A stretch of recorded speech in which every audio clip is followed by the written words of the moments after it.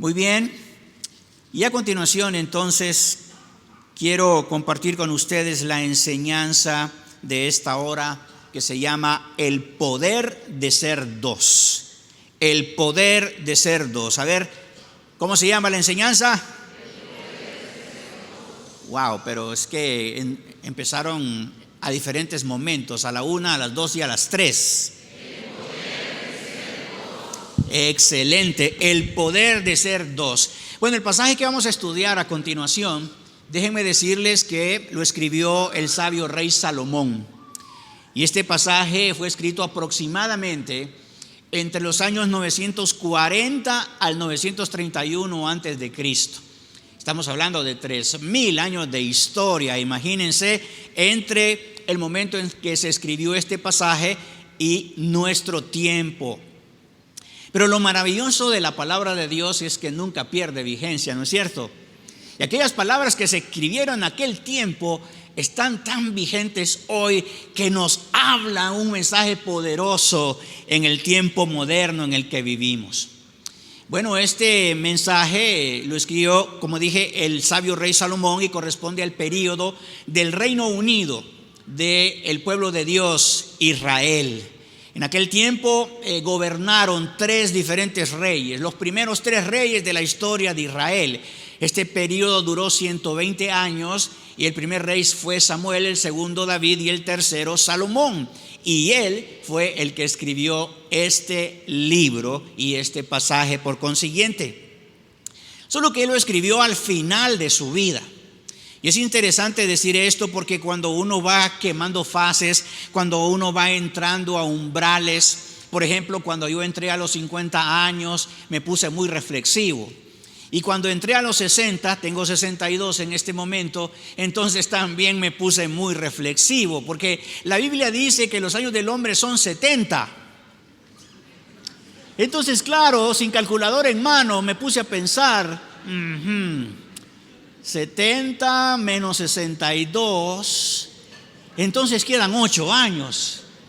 Pero después me sentí un poquito aliviado porque la Biblia dice, y los más robustos. Y entonces yo saco el pecho, ¿verdad? Y entonces duran hasta los 80 años. Entonces me sentí un poco aliviado porque quiere decir que faltan 18 años. Pero el Señor es el que sabe, ¿no es cierto? Así que yo no soy el único que ha estado pensando al respecto, lo hizo el sabio rey Salomón. Así que cuando él pasó por ese umbral de los 60 o los 70, él miró para atrás cuánto había recorrido. Y dijo, todo es vanidad. Eso es lo que dice el libro de Eclesiastés. Así que del sabio rey Salomón vamos a estar estudiando un pasaje sumamente poderoso. Ese es el contexto panorámico, el que les acabo de mencionar.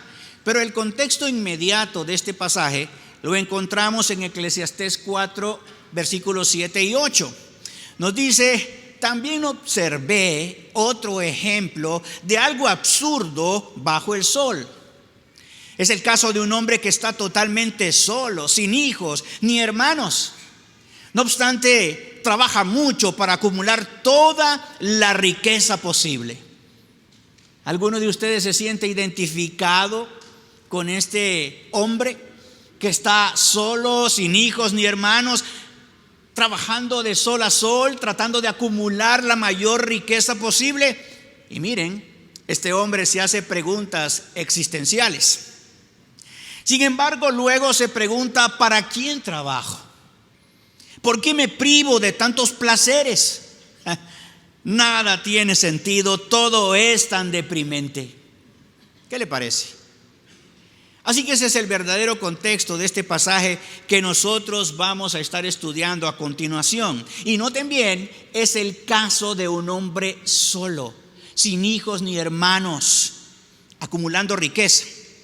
Y esto me recuerda las palabras de este teólogo cristiano alemán. Dios no nos creó para caminar solos, dice Dietrich Bonhoeffer, sino para ayudarnos mutuamente a llegar a ser aquello para lo que fuimos creados. Damas y caballeros, entendamos una cosa: Ninguno de nosotros fue creado para andar solo en los caminos de esta vida. Cuando Dios creó todas las cosas, Él dijo, todo es bueno en gran manera. Pero cuando miró al hombre solo, dijo, no es bueno que el hombre esté solo. No fuimos creados para estar solos. Dios nos creó para caminar juntos. Eso es, para ayudarnos mutuamente a llegar a ser aquello para lo cual fuimos creados. Y eso me recuerda lo que significa la palabra sinergia, porque tiene mucho que ver con lo que vamos a estudiar a continuación. Sinergia proviene del griego sinergos, que significa trabajar juntos. Bonhoeffer lo dijo, caminar juntos. Pero este concepto de sinergia es trabajar juntos, caminar juntos, no importa, pero es el hecho de estar juntos. Y ojo con esto, se refiere a que el resultado de dos o más personas colaborando es mayor que la suma de sus esfuerzos individuales. ¿Cómo se construye un edificio o una casa? ¿Un albañil lo puede hacer todo acaso? No, es la suma de los esfuerzos individuales.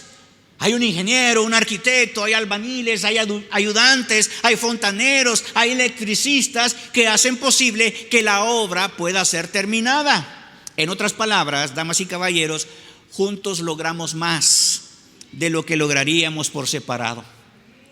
Ahora piense en el matrimonio. Ahora piense en la crianza de los hijos. Piense en su propio empleo, donde usted trabaja.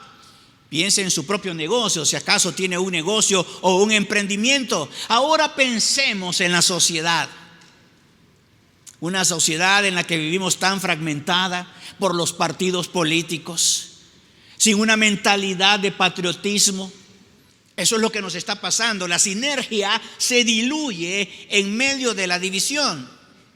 Y ahora sí, el tema de esta hora, el poder de ser dos, tiene mucho más sentido. Y no es el hecho de ser dos. Ya dijimos que dos o más personas unidas con el mismo propósito pueden producir más. Eso es de lo que se trata. No solamente es el número dos el que nos restringe en esto del poder de ser dos. En los próximos minutos usted aprenderá por medio de 3 diferentes escenarios la sinergia que produce el ser dos, aplicable al diario vivir y a todo tipo de relaciones humanas. Y aquí va el primer escenario. Dice el sabio rey Salomón en Eclesiastés 4, del 9 al 10, es mejor ser dos que uno, porque ambos pueden ayudarse mutuamente a lograr el éxito. Está claro, es la sinergia, es el resultado de ser dos. Qué bendición estar casado. Ningún amén, ningún aleluya, aleluya. ¿Qué pasó? Me pregunto yo. Qué bendición estar casado. Ay, ay, ay, así no convencen a nadie. Pero sí, es una bendición estar casado. Ok, es una bendición estar casado porque es mejor ser dos que uno solo. Yo no hubiera procreado estas hermosuras que tengo en primera fila. Yo solo no hubiera podido. Necesitaba a mi esposa para poder producir esas bellezas que están ahí. Ya tengo una escopeta, por cierto. Cuidado. Porque es mejor ser dos que uno. Porque ambos pueden ayudarse mutuamente a lograr el éxito. Claro que sí. Pero mire lo que dice el versículo número 10. Si uno cae, el otro puede darle la mano y ayudarle. Exactamente. Pero el que cae y está solo, ese sí que está en problemas. Recuerden el contexto que les dije antes. Es el caso de un hombre que está solo, sin hijos ni hermanos, que está trabajando de sol a sol para fincarse riqueza, pero que al mismo tiempo se hace preguntas existenciales. ¿Para qué trabajo tanto? ¿Por qué me privo de tantos placeres? Ese es el hombre del que se está hablando aquí. Y el sabio rey Salomón le está diciendo: es mejor ser dos que uno solo, porque ambos pueden ayudarse mutuamente a lograr el éxito. No sé el estado de su matrimonio, pero es mejor ser dos que uno solo. Esa es la verdad, esa es la realidad. Es mejor tener dos padres que ser criado por una madre soltera o un padre soltero o una abuela o un tío. Es mejor ser dos padres que uno solo, porque ambos pueden lograr el éxito. El que está casado debería de luchar para mantenerse casado, no para separarse o para divorciarse. Eso es lo que nos está diciendo aquí el sabio rey Salomón. En primera instancia, él no pensó en el matrimonio en este texto bíblico. La interpretación correcta de este pasaje no es el matrimonio como trasfondo, es aquel hombre que está solo. Claro, le podemos hacer aplicaciones al matrimonio y no pecamos con eso, porque se puede aplicar a cualquier relación humana. Pienso en diferentes situaciones en la vida diaria. Cuando dice el versículo 10, si uno cae, el otro puede darle la mano y ayudarle. ¿No es cierto que a veces en el matrimonio, en la familia, tenemos reveses? No todo es color de rosas, no todos los días son buenos. A veces hay temporadas duras, difíciles, reveses financieros, tarjetas de crédito impagables, préstamos que no podemos pagar porque el salario apenas nos alcanza. Quizás hay reveses tan fuertes que no podemos pagar la educación privada de nuestros hijos y tenemos que retroceder y entonces ni modo a buscar una educación pública. Quizás uno de esos reveses tiene que ver con la infidelidad conyugal o un embarazo en la adolescencia o con enfermedades diversas como el cáncer, una hipertensión arterial que está descompensada, un infarto agudo al miocardio, un accidente cerebrovascular, qué sé yo. Pero lo cierto es que no deberíamos enfrentar esas adversidades solos. Necesitamos que alguien nos tienda la mano y nos ayude a levantarnos.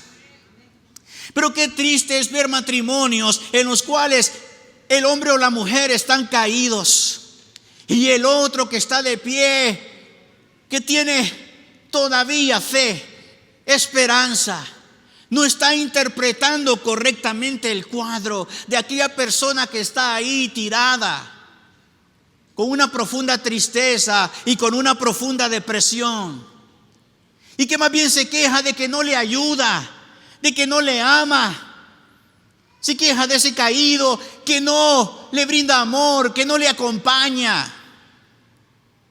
No estás interpretando correctamente el cuadro. No estás entendiendo que no puede, que no es capaz. Y a veces lo que hacemos es darle puntapiés, porque no estamos entendiendo el cuadro, porque nosotros nos creemos las víctimas. Cuidado con eso. En este mismo escenario, una pareja, no sé si recuerdan ustedes a Ricardo Rodríguez y a su esposa Susana, vinieron aquí. Yo estaba sentado por allá y estaba escuchando ese tremendo testimonio de cómo ella, Susana, le falló a él. Cayó en un adulterio, y cuando le confesó su pecado, él la corrió de la casa. Fue a la casa de su padre y su padre también la corrió. Y fue a la iglesia y el pastor también la corrió. Y yo sentado ahí escuchando ese testimonio, no puedo olvidar esas palabras impactantes que ella dijo. Los 3 hombres más importantes de mi vida me dieron la espalda. Y saben, eso desnuda una gran realidad en el mundo cristiano evangélico.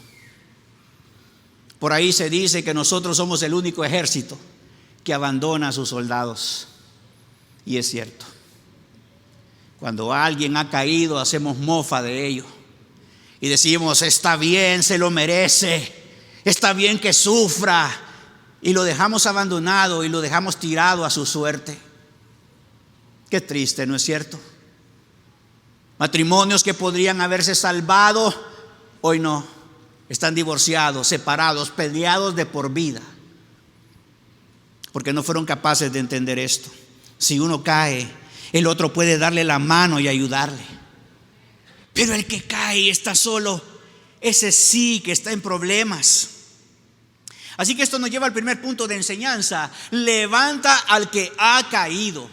No abandones al soldado herido.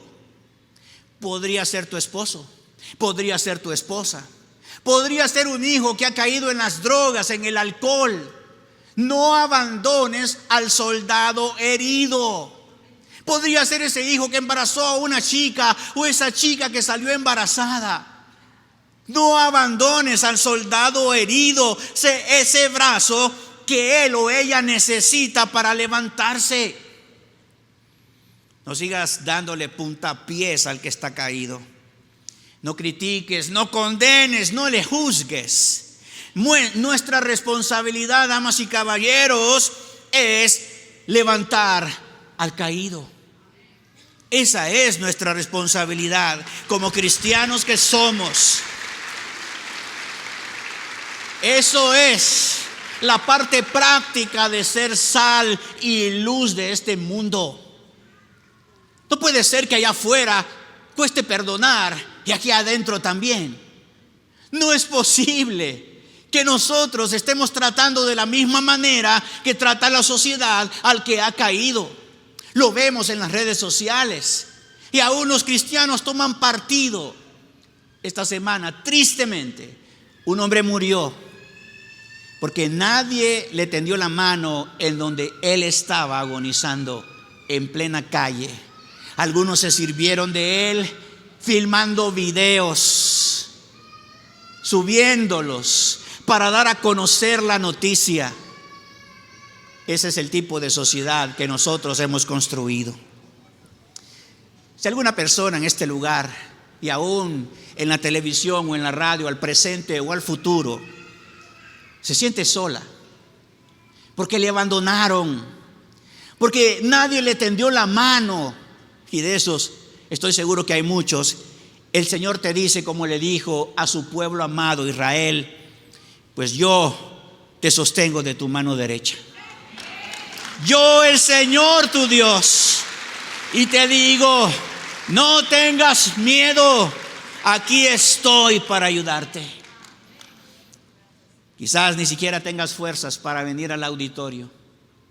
Quizás sientas vergüenza por tu pecado. Y quizás estás viendo esta transmisión virtualmente o escondido detrás de una radio. El Señor te dice: no tengas miedo, aquí estoy para ayudarte. No tengas miedo. El Señor comprende tus luchas, tus vergüenzas. Él llevó consigo todas esas vergüenzas y todos esos pecados y anuló el acta de decreto que era contraria a ti. No tengas miedo, acércate a Él, porque Él está dispuesto y disponible a tenderte la mano, aunque todos te hayan abandonado. Tim Keller, pastor reformado estadounidense, dijo estas palabras tan poderosas: Dios usa a otras personas como instrumentos de su gracia para sostenernos cuando nuestras fuerzas se agotan. Sé tú un instrumento de la gracia de Dios. Por lo tanto, no estás llamado a criticar, a condenar, a pisotear. Estás llamado a levantar al caído.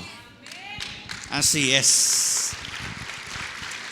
Segundo escenario, del mismo modo, recuerden, está contestando el rey Salomón aquello del hombre que está solo, sin hijos ni hermanos, acumulando riqueza, haciéndose preguntas existenciales, y ahora le plantea un segundo escenario. Del mismo modo, si dos personas se recuestan juntas, pueden brindarse calor mutuamente. Pero ¿cómo hace uno solo para entrar en calor? De nuevo, estamos hablando de 3000 años en el pasado. No sé si usted ha tenido la experiencia de ir al desierto. Estuve en el desierto de Jordania hace como 2 años con los directores regionales de Caminata Bíblica. Y como parte de lo que hicimos, queríamos tener una experiencia durmiendo en el desierto. Ahora, no a la intemperie, no en una tienda de campaña, olvídenlo. En unos bungalows que por dentro eran como un hotel 5 estrellas. Regresé a la habitación a las 11 de la noche y estaba heladísimo, a 3 grados centígrados.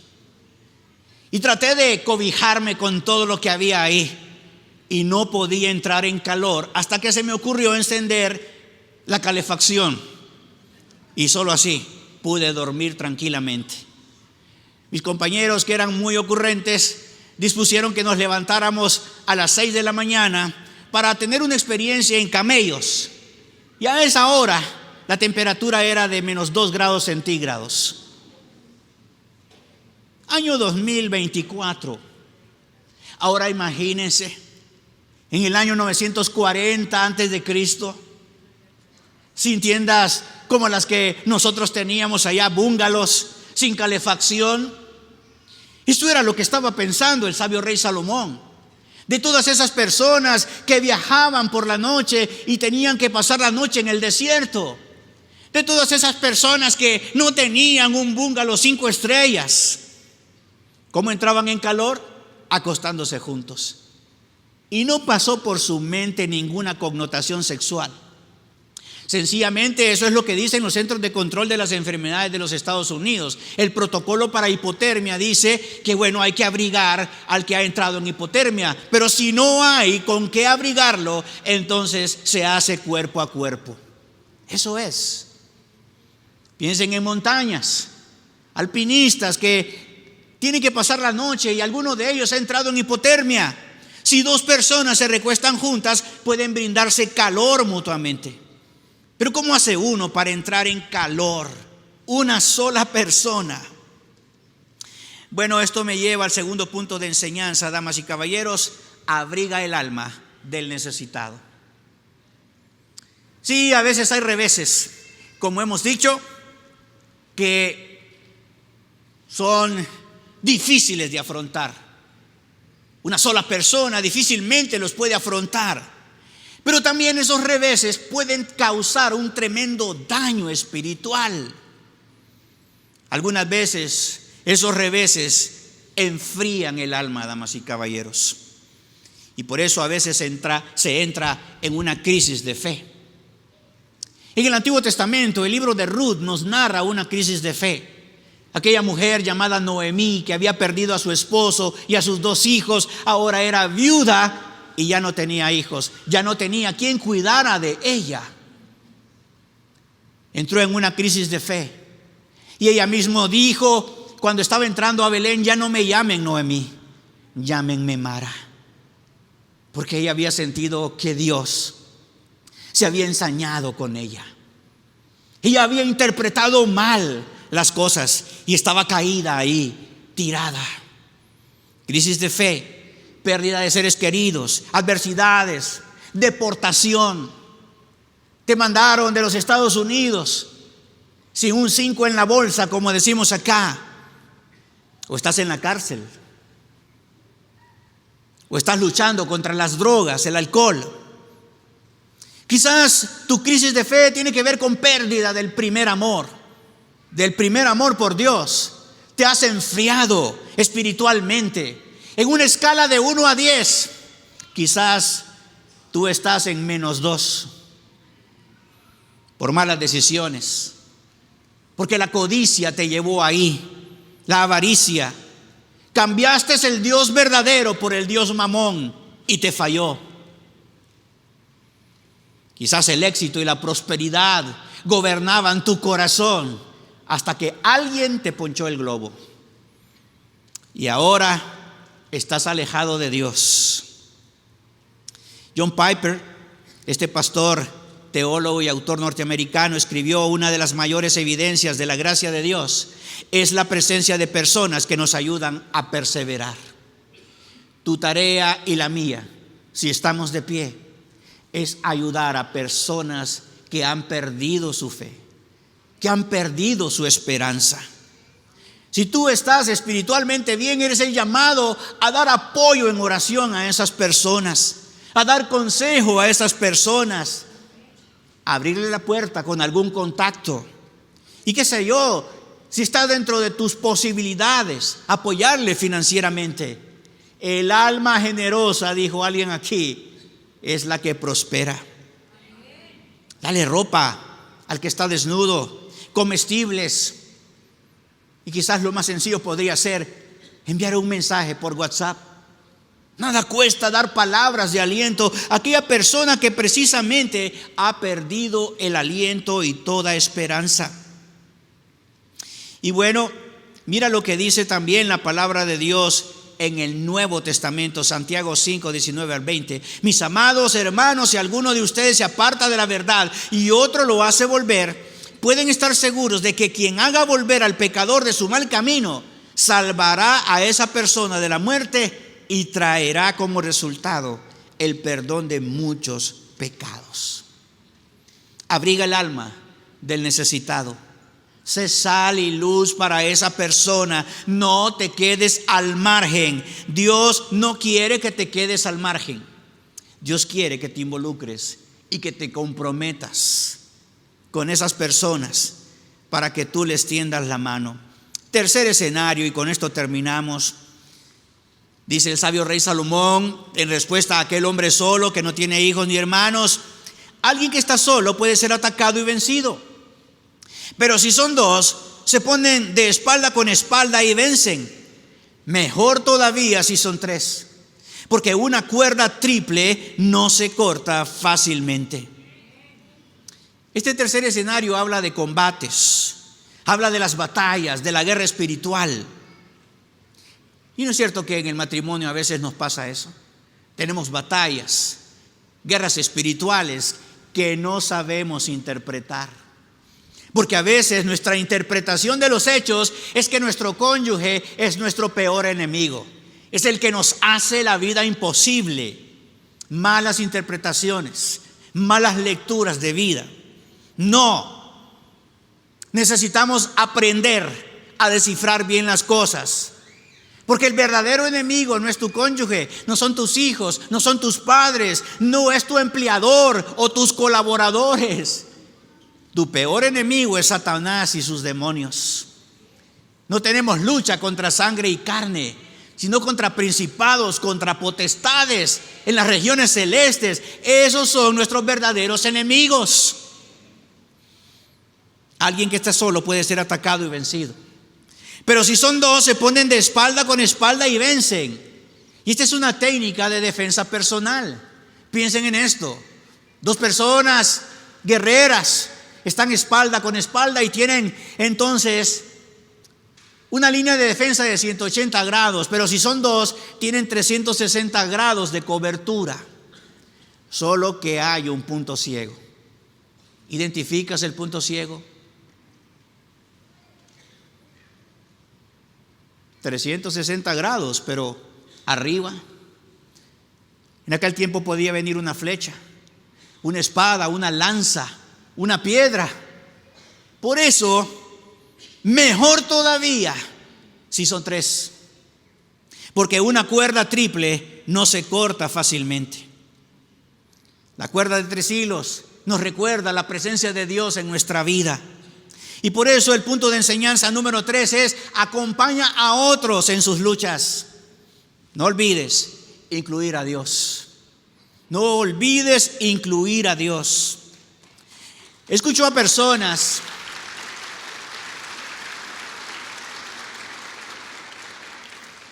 que se levantan muy temprano para ir a trabajar, alistar a los niños para que se vayan a la escuela. Me asombró que una pareja me dijo: nos levantamos a las 3:45 de la madrugada. Vivimos en la zona sur, en la salida de la zona sur de Tegucigalpa, y por eso tenemos que levantarnos muy temprano para que nuestros niños puedan llegar a sus clases a tiempo y nosotros a nuestros trabajos. Estos matrimonios sin duda están trabajando espalda con espalda. padres que están haciendo un gran sacrificio por sus hijos, entonces les digo, no se olviden de ver hacia arriba, donde está Dios.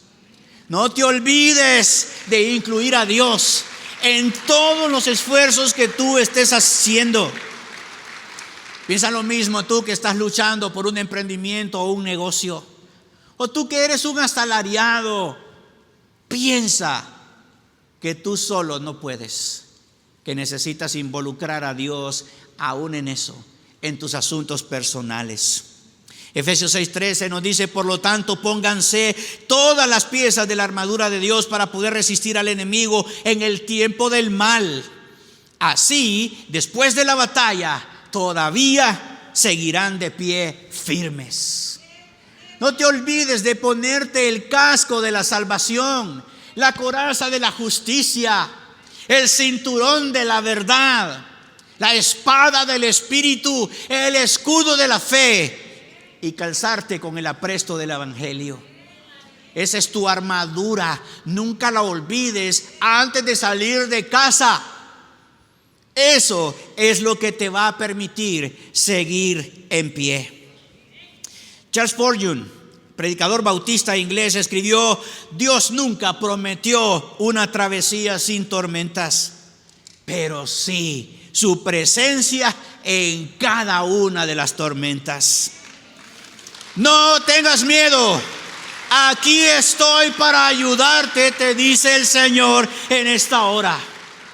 En conclusión, hoy hemos hablado de la importancia del apoyo mutuo, damas y caballeros. Mediante 3 escenarios hemos aprendido a levantar al caído, a abrigar el alma del necesitado y acompañar a otros en sus luchas, buscando la cobertura del Dios invencible. Ahora entendemos el poder de ser 3, porque vamos a incluir de ahora en adelante a Dios, ¿no es cierto? En todas las facetas de nuestra vida. Amén y amén. Póngase de pie porque vamos a orar. Padre Celestial, muchas gracias por este mensaje que nos has entregado. Ha sido oportuno, ha sido necesario, nos ha tocado fibras íntimas y hasta nos ha incomodado. Gracias, Señor, por la exhortación, porque nos cae como anillo al dedo, como iglesia, pero como matrimonios, como padres de familia, como hijos, como individuos, Señor, como sociedad que somos. Señor, que estas palabras no caigan en vasijas rotas, en corazones agrietados, sino que más bien, Señor, esta semilla que tú has sembrado caiga en corazones abonados, de manera que pueda dar fruto abundante. Bendigo a cada persona en este auditorio, Señor, y te pido, Señor, que los acompañes en sus batallas, en sus luchas, como lo has prometido. No temas, yo estoy contigo. Eso es lo que necesitamos. Recordar que no estamos solos, aun y cuando estemos caídos. Señor, ayúdanos a acordarnos de los soldados heridos para recogerlos, para llevarlos a salvo, Señor, y curar sus heridas, como hizo aquel buen samaritano, que no se hizo a un lado, sino que se comprometió. Queremos ser esa iglesia relevante, como dice el pastor Saúl. Una iglesia pujante, una iglesia que conoce su responsabilidad. Bendigo los esfuerzos de CCI, Señor, en todo el mundo. Bendigo la vida del obispo René Peñalba, quien tuvo esta iniciativa de parte tuya. Bendigo a todos los que lo han acompañado a lo largo de los años. Al pastor Saúl y a su equipo, Señor, para que continúes usando esta iglesia aquí y más allá, Señor. Que esta semana sea una semana de oportunidades para brillar con tu luz y alcanzar a otros con el evangelio de Jesucristo. Así te lo pido en el santo nombre de Cristo Jesús. Y tu iglesia dice amén y amén. Que el Señor les bendiga, mis hermanos. Gloria a Dios.